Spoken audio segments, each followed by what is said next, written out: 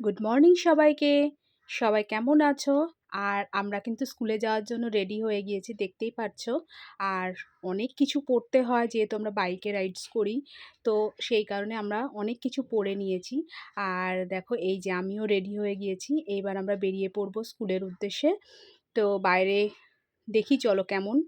আর বাইরে বেরিয়ে দেখি প্রচণ্ড কুয়াশা রয়েছে, কিচ্ছু দেখা যাচ্ছে না। আর আজকেও কিন্তু এরকমই হবে।